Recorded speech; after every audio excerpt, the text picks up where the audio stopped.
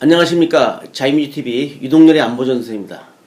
오늘 이 시간에는 저희 자유민주연구원 통일 북한 연구실장이자 인천대 겸임교수를 하고 계시는 강석승 박사님과 함께 최근 한반도 문제에 대해서 특히 북한 문제를 중심으로 좀 얘기를 나눠보겠습니다. 네, 안녕하세요. 네, 안녕하십니까. 우리 강 박사님은 오랜 동안 정부 기관에서 직접 북한 문제를 직접 다루었고, 또 북한만 해도 공식적으로 한 100여 번 다녀오시고, 내노라 하는 그동안 많이 알려있지 않지만 이쪽 분야의 전문가이신데, 오늘 좀 우리 강 박사님과 함께 이 북한 문제를 살펴보고자 합니다. 지금 제가 제일 궁금한 게, 최근 학계에서 이렇게 풍조를 보면은 한반도의 이 안보 불안을 점등시키는 가장 큰 변수가 뭐냐 하면은, 어떤 분들은 미국이라고 그래요. 네. 사실상 북한이지 않습니까? 그렇죠. 네. 그런데 주객이 전도된 그런 오해. 한반도의 안보 불안의 가장 큰 위험 요소는 바로 북한이죠. 네.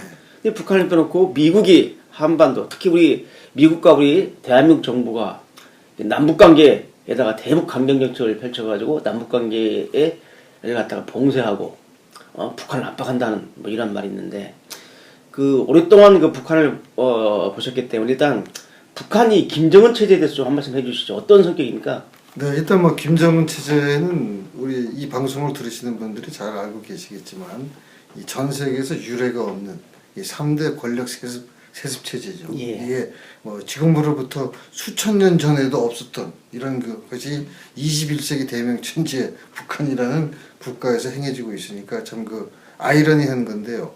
조금 전에 북한 체제에 대해서는 일단 김정은이가 나이도 어리고 또 권력 세습을 준비하는 기간도 짧았기 때문에 거기에 비롯돼서 상대적으로 체제가 상당히 불안정하지 않겠느냐, 또 심지어는 곧 망할 것 아니겠느냐, 이런 식으로 속단하는 분들이 많은데, 북한 체제의 특성을 우리가 면밀히 관찰해 보면은 그렇게 쉽게 망하지는 않을 것이다. 그래서 현재는 김정은을 중심으로 해서 나름대로 체제를 구축해 가고 있다, 이렇게 일단 평가할 수 있겠습니다. 예. 그래서 이제 우리 강 박사님이 이제 오랜 동안 통일부에서 근무를 하셨기 때문에 간부로, 그래서 이제 북한 체제는 이제 수령 절대주의 포갑 체제라고 저는 규정을 합니다. 이제 그런 말씀이 있었고, 두 번째는 뭐냐면 제가 질문을 하려고 했는데 먼저 말씀 나왔는데 북한 김정은 체제가 과연 어떻게 만수무강할 것이냐, 장수할 것이냐는 문제인데, 제가 만수무강이라는 표현을 쓴 것은 제가 좀 비꼬는 조롱하는 얘기입니다. 실제로 김정은의 만수무강을 제가 염원하는 게 아니라. 그래서 많은 분들이 저한테도 질문을 하지만은 강 박사님도 질문을 많이 받아봤기 때문에, 나이가 30살에 불과한 김정은이가 저렇게 확고하게 북한을 통치하고 또 더 나가서 27밖에 안 됐을 때, 그러니까 자기 아버지 김정일이가 죽었을 때 아무런 저항 없이 당정군 고위인사로부터 북한의 최고 지도자로 이렇게 추대되는 이러한 상황을 좀 배경은 어떻게 보십니까? 네, 저는 일단 여러 가지 차원에서 분석을 할 수가 있겠지만은, 북한이라는 체제는 시간이 정체되어 있는 체제다. 네. 이제 바꿔 말씀드리면은 그네들이 주장하듯이 기회 있을 때마다 조선 그러지 않습니까? 네. 그래서 제가 보기에는 이 조선조, 우리 2조 시대죠. 2조 시대에 시간이 멈춰버린 체제가 바로 북한이다. 저는 그렇게 정의를 하고 싶습니다. 그렇죠. 시스템상으로 보면 지금 21세기 이 문명사회의 그런 모습은 아니죠, 분명히 북한이. 네. 그래서 이제 하나 더 붙이면은, 그럼 이제 27살짜리인데 그럼 북한 당정군 고위인사들은 배알도 없습니까? 그러니까 자기 손잡 벌던 놈한테 굽신거리고 바짝 엎드리겠는데. 그러니까 제가 시간이 정체되어 있다 하는 그 의미는, 여러분 이 방송을 들으시는 여러분들이 많이 사극을 보시겠지만, 여러분들 사극을 좀 보십시오. 사극에 보면 할아버지가 손잡벌 되는 사람한테 통촉하시옵소서, 성은이 만극하옵니다, 이렇게 많이 나오지 않습니까? 그래서 제가 그런 거를 빗대서 시간이 멈춰 있으니까, 지금 위원장님께서 말씀하신 당정군의 최고위 간부, 그네들이 엘리트라 그래도 시간이 정체해 있는 사회에서는 왕을 중심으로 해서 모든 게 이루어지니까 그 왕은 자기네와 같은 인간적인 나이로 따지는 게 아니라 절대적인 카리스마를 갖고 있는 존재로 보기 때문에 그래서 조선시대 왕과 같은 체제에 머물러 있다. 그러니까 이것은 참 21세기에 있어서도 안 되고 있을 수도 없는 게 오직 북한에서만 나타나고 있다는 거죠. 그렇죠. 이게 조선시대의 왕인데 사실상은 조선시대의 이 왕조를 보게 되면요. 나름대로 그 삼사가 있고 네.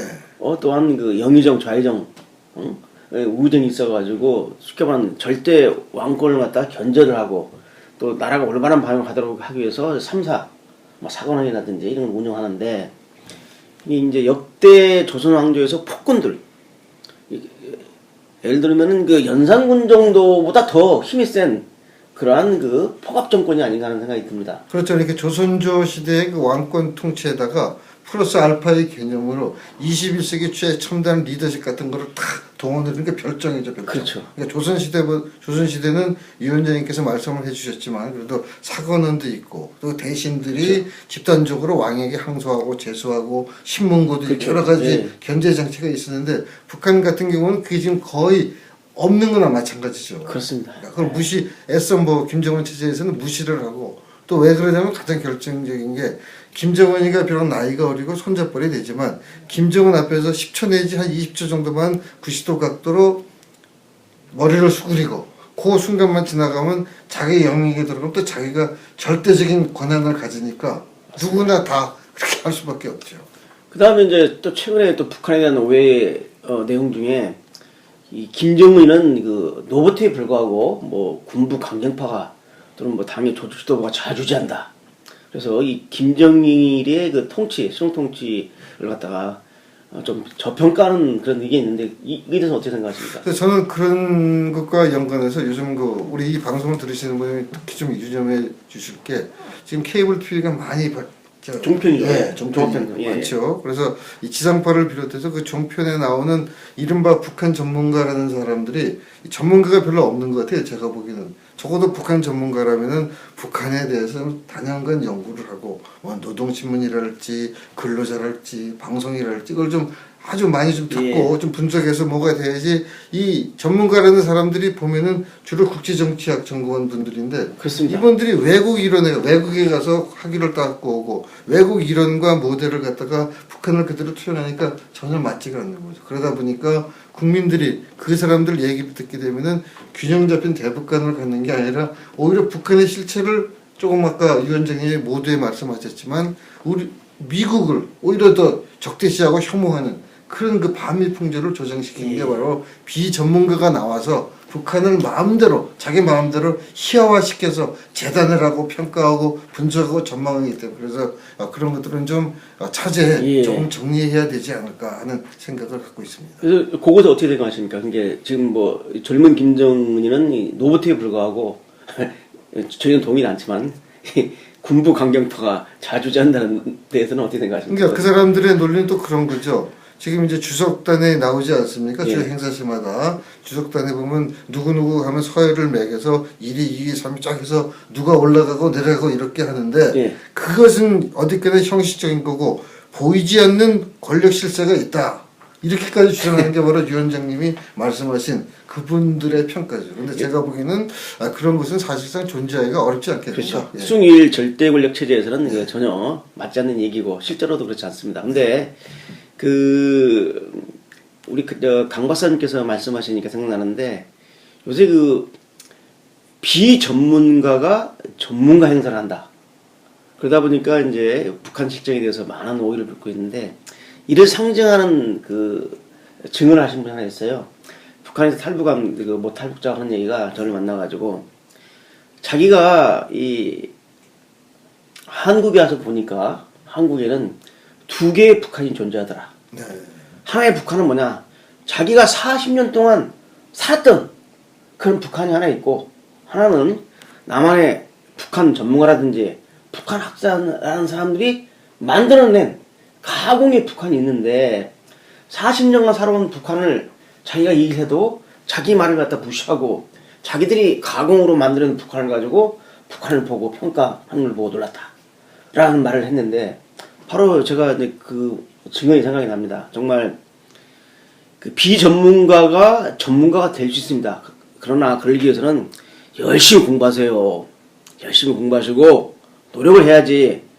언제부터 북한군은 하나 안 있고 북한 시스템 하나 제대로 파악을 못하면서 언론에 나와서 북한 전문가이냐 행사하는 것은 조금 일반 문제는 뭐냐면 일반 국민들은 그분이 하는 말이 틀렸는지 맞는지 모른다는 겁니다. 그렇죠. 가치판을 하기가 어렵죠. 저희 같은 전문가들이 보면 아 저분이 거짓말하고 있구나 잘못된 분석하고 있기는 하는데 일반 국민들은 모르고 그대로 봐야 된다는 점이 큰 해악이죠. 그래서 앞으로는 이 종편이라든지 방송 언론 쪽에서도 정말 그 분야 전문가한테 전문적인 분석과 얘기를 들어야지 비전문가를 갖다 전문가로 받들면서 듣는 건 조금 상당히 큰 제2의 문제죠. 큰 문제죠. 그러니까 북한은 우리가 엄밀히 볼 때 북한은 우리가 대처하고 있는 우리 국내법적으로 보게 되면은 대한민국 정부를 참칭한 반국가 단체 그렇죠. 아닙니까? 그 반국가 단체이기 때문에 우리는 항상 경계를 해야 되고 그네들이 뭐 위원장님께서 잘 아시겠지만 분단된 이래 금년이 70년 아닙니까? 70년 동안 간단 없이 대남 도발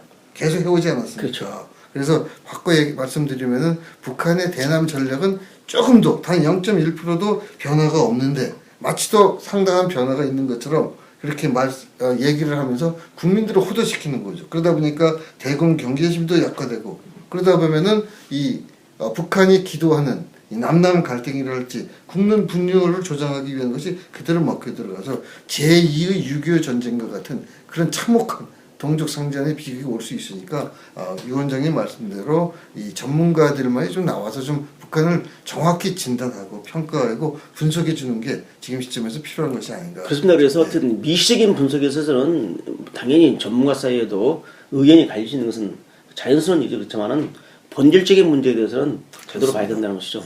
제가 오늘 그 우리 자이미 TV를 통해서 이 강석승 박사님을 처음 소개했는데 처음부터 많은 보따리를 풀어놓기가 좀 뭐합니다. 그래서 오늘은 이 정도로 좀 이렇게 그 상견례 인사만 드리시고 앞으로는 이제 특정한 주제를 가지고서는 이 북한 얘기를 하는데 이제 그 최근에 탈북한 탈북자와 함께 강 박사님 모시고 같이 지금 얘기를 하면서 북한 제대로 알기, 올바로 이해하기 뭐 이러한 주제로 앞으로 얘기를 나눌 겁니다.